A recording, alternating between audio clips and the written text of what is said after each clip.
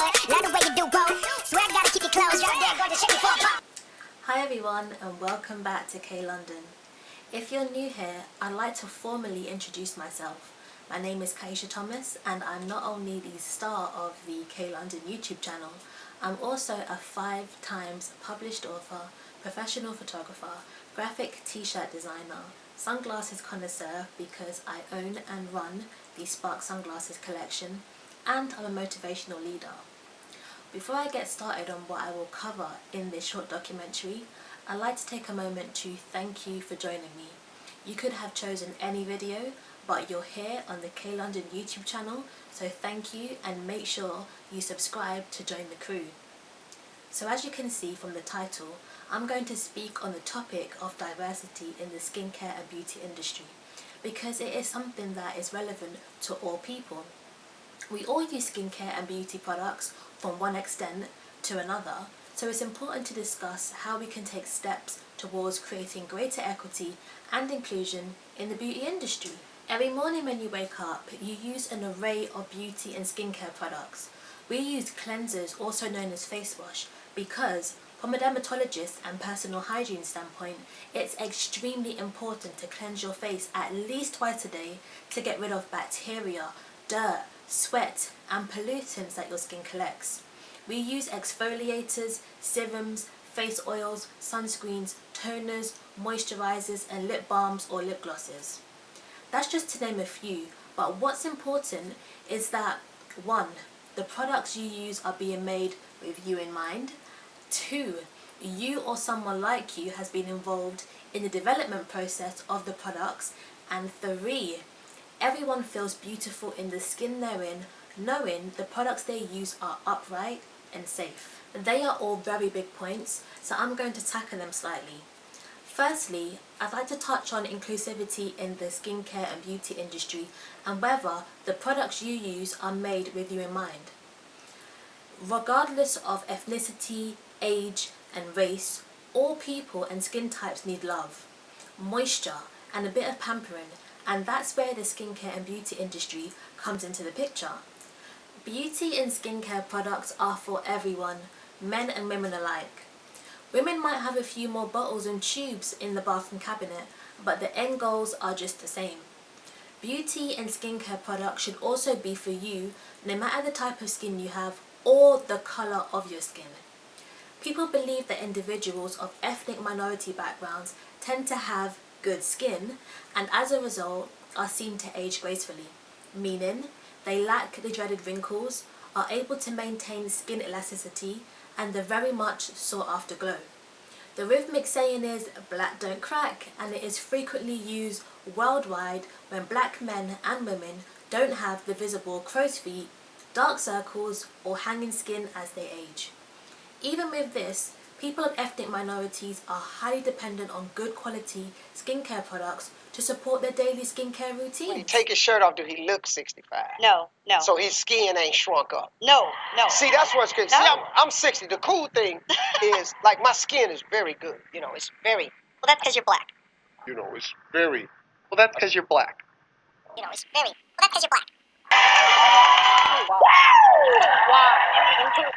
That lady on TV said, that's because you're black. Yes.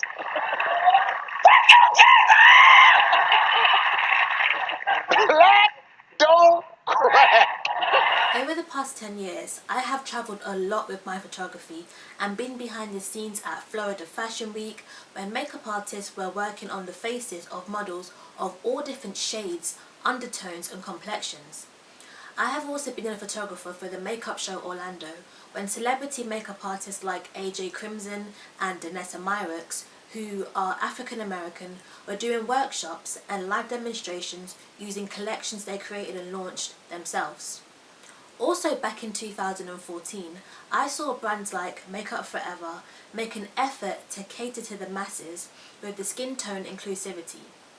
Prior to that, trained makeup artists used to mix and blend different shades of makeup foundations to create the perfect shade for their model. They faced challenges, but thanks to their passion and skill, they made it work. I just made Shanice's foundation. Look, now, only thing is now you're gonna need a lot more of it. I know, right? You need one brush stroke of foundation for yourself. That's amazing. Okay, well, we have somebody who just made their foundation shade. Has anybody else made their shade? Made her shade? No. We have a show off here in the corner who made her exact foundation shade. But I think it's interesting to tell them what you did. Oh, okay. Because you started with the same process of making brown, and there was one brown that's the reddest of all the browns that you all experienced. Yeah. And so she looked at her skin tone and was like, okay, well my skin tone is more yellow. So what'd you do? And more yellow. And now she had found her perfect match. Unfortunately, it's just enough to fit on this brush. So she can really make up the tip of her nose. And that's about it. It's a well-known fact that the beauty industry has been making strides in the past few years to be more inclusive. It unfortunately took big brands a long time to hop on board the inclusion train. But even with the moves that they are making, some people still feel slightly underrepresented. The issues are in both the marketing but also in the product production. In order for a product to truly meet the needs of the consumer, they need to be considered and thought of during the production stage. When a company sets out to create a new product, it's important that they consider everyone.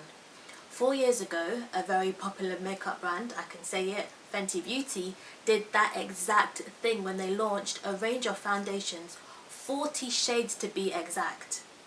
And they included darker shades of makeup. It's always been important to consider a wide variety of people as potential customers, but now the skincare and beauty industry can see that they can no longer neglect men and women of colour. They're valuable consumers too. Everyone has different types of skin. There's normal, dry, oily, combination and sensitive. Some people fit into a few different categories, sensitive and oily for example, but that doesn't mean they shouldn't be given the opportunity to find the most suitable beauty products or be excluded from the brainstorm and development process. All consumer skin tones and skin types should be in mind. I decided to do a little bit of research in order to support my preparation for this talk. I did a few polls on Instagram and asked people and a few makeup artists that I know about their opinion on the topic of inclusion in the beauty industry. The poll response was great, so here are the results. I asked my followers on Instagram, 1. Do you feel like the skincare, personal hygiene, beauty and makeup products that you use every day were made with you in mind? A whopping 53% said yes, but a massive 47% said no. Second question was, do you think the skincare and beauty industry promotes the inclusion of all ethnicities and races? 40% said no, yes, and 60% said no. So one of the makeup artists that I know said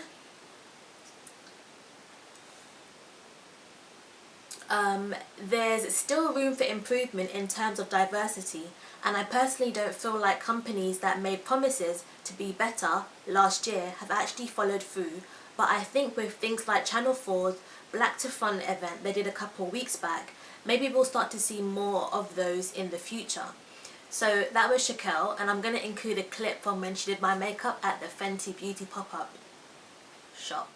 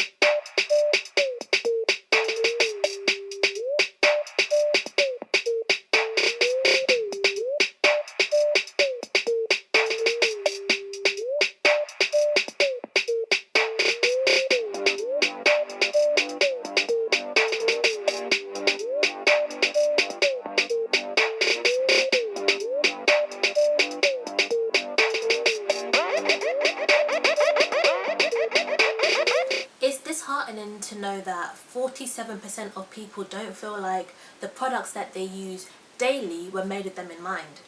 When in fact, if they did feel like the brands that they use thought about them, not as a specific individual, but as part of a group of diverse people, they would feel empowered, special, and recognized.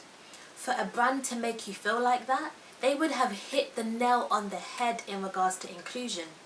This is why simply using a diverse group of models in promotional content and advertising doesn't make them inclusive. Consumers can't be fooled, and the beauty industry have to keep taking positive steps to improve that.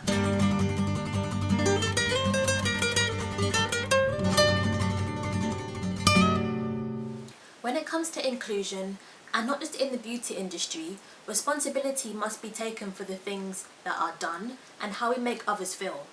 When you empower others to feel like and be their best selves, you make a great impact. Could you imagine going into multiple clothing stores on the high street or in the mall and a range of sizes were not available? All items said one size fits all, but the clothes didn't fit you.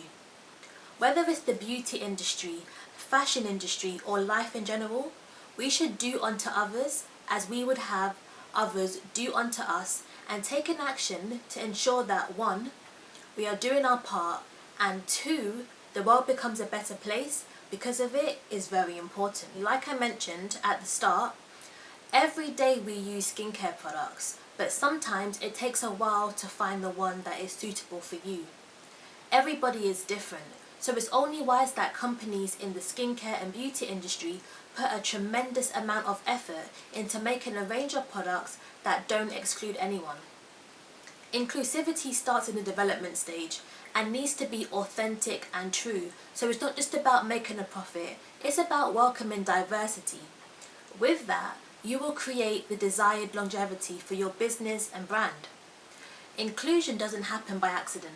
It also doesn't happen overnight, but it does happen when an industry, company, or organization decides to make a conscious effort to develop and produce products or services that are valuable and beneficial to all people. You have to be committed to the cause, passionate about making the world a better place, and being productive. My third and final question in the poll that I did on Instagram was, 3. To support companies with the development of skincare and beauty products that are for diverse consumers, would you get involved in the product testing? 40% said yes, and an incredible 60% said no. I was actually really surprised by that. It's unfortunate that 60% of the people who answered wouldn't be volunteers. Following the result of that question, I could have gone into more depth, but I'm hoping I get comments in the comment section with people letting me know whether they would volunteer to do product testing and why they would or wouldn't. For the skincare, personal and beauty industry, it's not hard to get inclusivity right, but first you have to diversify the volunteer pool, and that means going above and beyond to welcome and give all people the opportunity to test your products whilst they're in the development stage. That in a nutshell is providing equal opportunities. Invested in inclusion means understanding different types of skin to not just create amazing makeup, but also hand creams, night creams for under your eyes, serums for wrinkles, shower gels, and hand soap. People need to be reassured about the safety of testing products, whilst also confirming that the act of doing this ensures the safety for all and guarantees the quality and effectiveness of the product for all people. If certain ethnicities are left out of this step, the product can't be promoted as suitable for all. It takes understanding the culture of the people that you are trying to include to make them comfortable and confident. Confidence is major. Brands that boast a range of products that are inclusive show that they have made a commitment to their diverse consumers and they listen closely to their needs. To confirm, A diverse range of people involved in the development and testing will validate the effectiveness of your products, because those who sincerely want to be involved will provide meaningful feedback that can improve the product or service for all people. The goal is to increase customer confidence, and knowing that someone like them has been involved in the development process will create that reassurance. The more successful this step is, the more justified brands will be when including multicultural and diverse people in their marketing campaigns. Consumers want to see themselves reflected in a natural and righteous way, which will then foster long-term sustainable change that benefits everyone. Really, it's a win-win situation when it's done right. Thirdly, it is extremely important for all people to feel beautiful, handsome, attractive, and to be able to uphold the standard of beauty they have created for themselves. During the global lockdown, the fact that men and women were not able to go to the hairdressers and the barbershops for lengthy periods of time caused people to feel different. Men and women didn't feel as though they were themselves. Not being able to successfully pamper yourself and treat yourself using skincare and beauty products is just as detrimental. Not having access to products that are made for you in store can make you feel less valued, invisible, and like you don't belong. At-home spa and pamper sessions help you feel good about yourself, whether it's a woman or a man. Now, I have very sensitive skin, and it took me a while to find the products that my skin loves and the ones that I don't have an immediate reaction to. But I can confirm that if I never found the range of products that best suits me, I would feel left out. I'm not the only person in the world with sensitive skin, so I would also feel very sorry for those who, like me, struggle to find products with safe and natural ingredients that they're not allergic to. I haven't been wearing makeup for that long, and I don't wear it often, but what I really appreciate is that the brand I choose to use has got it right. They are so inclusive that I can get my winter complexion, my UK summer complexion, but also my long-term I've been in Florida in the exotic sun complexion. That may sound like a lot, but back in the day, that would have been a lot to ask from the beauty industry. However, the fact is, even with my sensitive skin and different seasonal complexions, I want to feel beautiful too, and I depend on the skincare and beauty industry to assist me with that. Me take care of me skin, cocoa butter to me thing. Never use no chemical for me natural brown skin. Take care of me skin, cocoa butter to me thing. Never use no chemical for me natural brown skin. The skin is the largest organ of the body. Its job is to protect your muscles, bones, and internal organs from outside infections and diseases. It is essential to have a healthy skin barrier, so it is vital that you care for the health and beauty of your skin. Any changes in your skin can affect the way it functions and stop it from successfully providing an airtight and watertight shield to the outside world. The ingredients in the products that we put on our skin are just as important as the food we put inside of our bodies.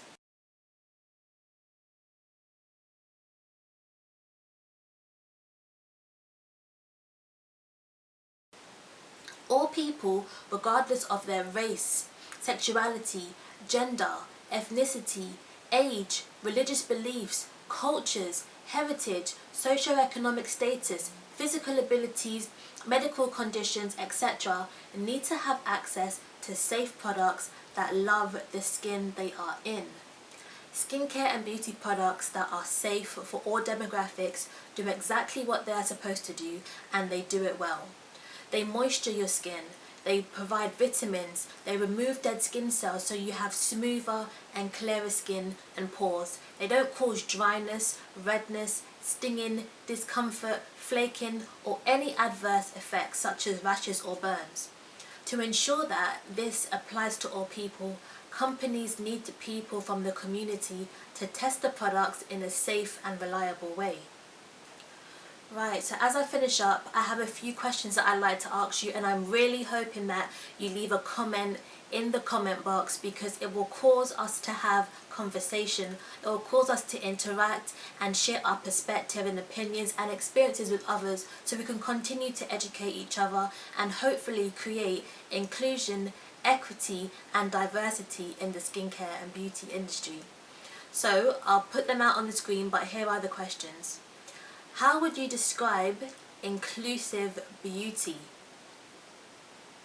How would having a diverse range of products on the shelf that were made with you in mind make you feel? What do you think the benefits are of having a more inclusive range of beauty products available?